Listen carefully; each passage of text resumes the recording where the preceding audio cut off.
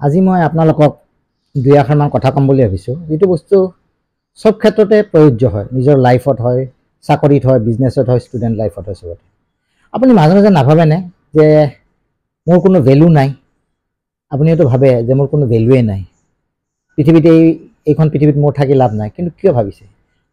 ভগৱানে যিমান জীৱ আছে চবতকৈ ভাল জীৱ হ'ল কি? সৰ্বশ্ৰেষ্ঠ হ'ল মানৱ।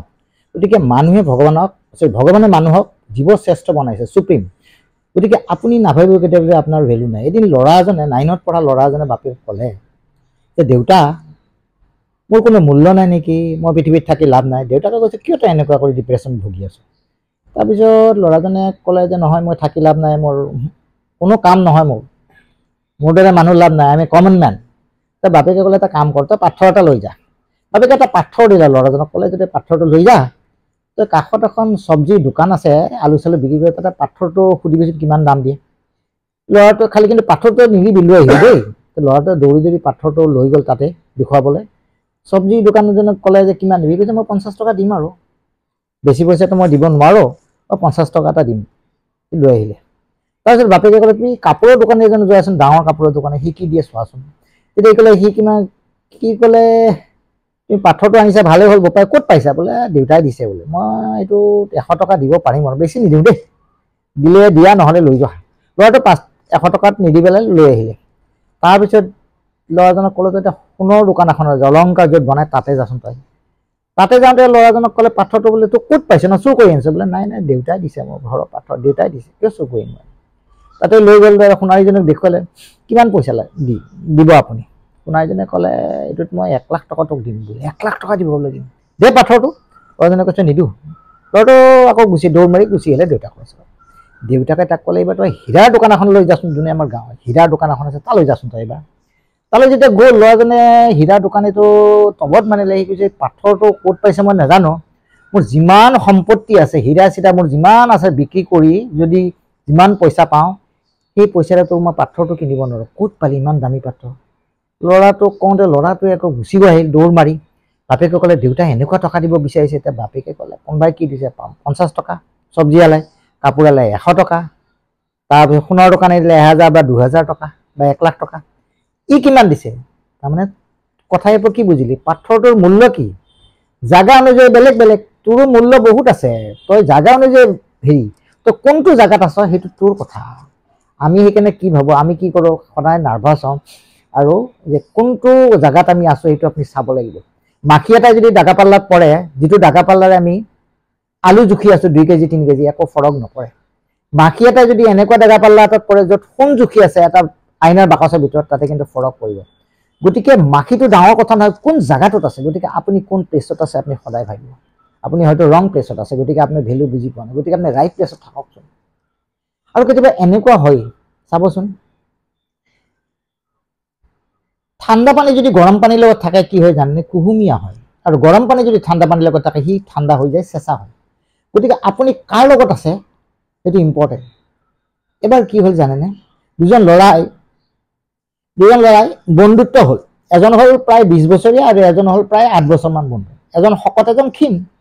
সিহঁতৰ বন্ধুত্ব হ'ল। দুইজনে জংঘলত ঘূৰি ফুৰিলে।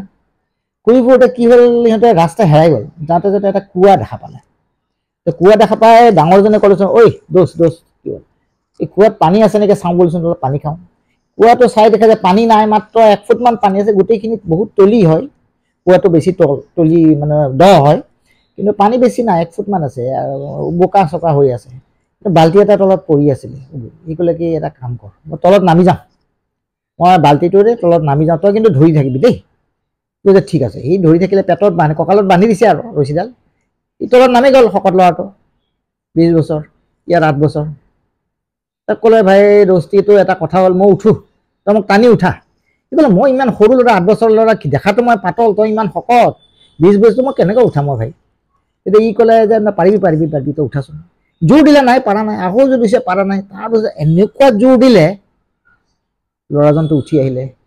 8 বছৰীয়া ল'ৰাজনে 20 বছৰীয়া ল'ৰাজনক উঠি আহিলে। এতিয়া যদি মই আপোনাক প্ৰশ্ন সোধো, ল'ৰাজনক কেনেকৈ উঠালে? আপুনি ক'ব যে কিবা মেজিক আছিল, মেজিক নাই।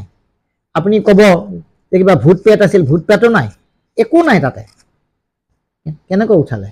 গাঁৱত গ'ল, গাঁৱৰ চব মানে টবত মানিলে। গাঁৱৰ মুখীয়াজনে ক'লে বা সঁচাই উঠাইছিল। কিয় উঠাইছিল জানেনে কেনেকুৱা? কাৰণ তাতে কোনো তৃতীয় ব্যক্তি নাছিলে যোনে ক'লেহেঁতেন নোৱাৰ নোৱাৰ নোৱাৰ। আপুনি যেতিয়া ক্ৰিকেট খেল বা ফুটবল খেলা চাই থাকে ভাৰতৰ আৰু বেলেগ পাৰ্টি, ভাৰতে খেলিছে ক্ৰিকেট খেল অষ্ট্ৰেলিয়াৰ লগত, আপুনি কি কয়? মাৰা মাৰা মাৰা, জোৰে মাৰা, ছিক্সাৰ মাৰা। আপুনি জোৰ এটা দিয়ে। তাৰ মানে কি? আপুনি যেতিয়া নিগেটিভ কয় সি খেলিব নোৱাৰিব। গতিকে আপুনি সদায় নিগেটিভ মানুহৰ লগত নাথাকিব।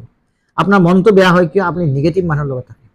ঠিক তেনেকুৱা আপুনি বিজনেছ কৰিছে, সৰু বিজনেছ এখন কৰিছে, দোকান এখন দিছে, পাণ তামোলৰ দোকান দিছে, ঠিক আছে, আপুনি কামত কোনো লাজ নাই, কৰিছে, ভাল কথা।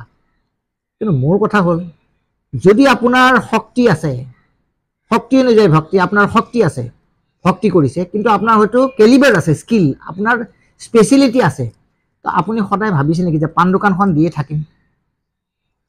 আপুনি কোনোবা দিনা সদায় ভাবে নেকি যে যিটো জেগাত আছে আপুনি সেইটো জেগাতে থাকিব? সৰুতে আপুনি খোজকাঢ়িব নোৱাৰিছিলে 2 বছৰ বা 2.5 বছৰত, কিন্তু কোনোদিনা ভবা নাছিলে যে আপুনি 40 বছৰ হোৱাৰ পিছত আপুনি 2000 কিলোমিটাৰ আজিলৈকে বহুত খোজকাঢ়িলে আপুনি। ডেট মিনছ আপোনাৰ প্লেচটো সৰু বাচ্চাৰ প্লেচত নহয়, আপোনাৰ প্লেচটো ক'ৰবাত আছে। আপুনি যিখন পাণ দোকান দিছে দিয়ক, আপুনি বিজনেছ কৰিছে কৰক, যিবিলাক বস্তু আপুনি খেতি কৰিছে, নেমু টেঙা কৰিছে, জলকীয়া কৰিছে, বেঙেনা কৰিছে কৰক, এইখিনি লোকেল মাৰ্কেটত বিক্ৰী কৰিছে। কিন্তু এটা কথা মনত পৰিছেনে? আপুনি সেই বস্তুখিনি যদি বিদেশত বিক্ৰী কৰে, দিল্লীত নহয়, আপুনি কি ভাবে মাজে মাজে গুৱাহাটীত বিক্ৰী কৰিব আহে বা বেলেগ এজন বেপাৰীক দি দিয়ে? আপোনাৰ ভয় লাগে, গুৱাহাটীত গ'লে বা কি হ'ব? গুৱাহাটীখন অসমৰ ভিতৰত আছে, কিয় ভয় কৰে আপুনি? তাৰপিছত ভাবে দিল্লীত গ'লে মোকতো কোনোবাই লৈ যাব চব বস্তু কানি, দিল্লীটো ভাৰতৰ ভিতৰত, কিয় ভয় কৰে? আপোনাক অসমত নহয়, গুৱাহাটীত নহয়, দিল্লী বোম্বাইত নহয়, আপোনাৰ বিদেশত আমি বস্তু পঠাব বিচাৰিছোঁ। আপোনাৰ বস্তুৰ আদৰ আছে, আপোনাৰ বস্তু উৎকৃষ্ট, আপোনাৰ বস্তুৰ ভেলু আছে, আপোনাৰো ভেলু আছে।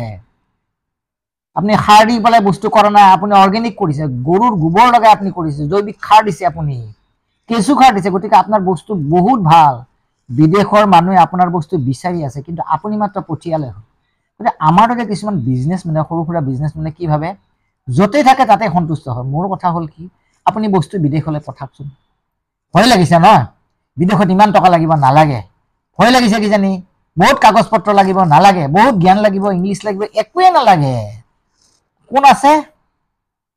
বুঢ়া মানুহক কি লাগে, খোজ কাঢ়োতে কি লাগে? এটা লাখুটি লাগে। আপোনাক মই বুঢ়া বুলি কোৱা নাই, আপোনাক লাখুটি হিচাপে আমি থিয় হ'মতো। আপোনাক কাগজ পত্ৰ দিম, ট্ৰেইনিং দিম, জ্ঞান য'ত দিব লাগে দিম, ক'ত পঠাব লাগে, কেনেকুৱা পঠাব লাগে, ইংলিছত কেনেকুৱা কথা পাতিব লাগে, কি লিখিব লাগে, গোটেইখিনি আপোনাক কৈ দিম। চব ৰেডি কৰাই দিম আপোনাক। ভাত বনাই দিম, ভাত বনাই চাউল আনি দিম, ভাত বনাম, গোটেইখিনি ভাতটো বাঢ়িয়ে দিম, খালি আপুনি চবালাই হ'ল।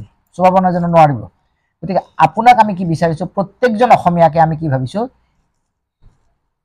এক্সপোৰ্ট কৰি পেলাই ভাবিছোঁ প্ৰত্যেক ডেকা ল'ৰা ছোৱালী আৰু যিবিলাক কৃষিজাত বস্তু আছে, এগ্ৰিকালচাৰ বস্তু আছে, প্লাষ্টিক বস্তু আছে, বাঁহ বেতৰ বস্তু আছে, ইলেক্ট্ৰিকৰ বস্তু আছে, যিকোনো বস্তু আছে। জানেনে আপুনি আমাৰ জহা চাউলটো বাহিৰত কিমান চলে, আমাৰ আদাটো বাহিৰত কিমান চলে, তেজপুৰৰ লিচুটো বাহিৰত কিমান সমাদৰ আছে। এই বস্তুবিলাক যদি আমি এক্সপোৰ্ট কৰোঁ, আপুনি চাব এদিন অসমৰ মানুহে বিশ্ব দৰবাৰত নিজৰ ব্যৱসায় প্ৰতিষ্ঠা কৰিবলৈ সক্ষম হ'ব। জয় আই অসম।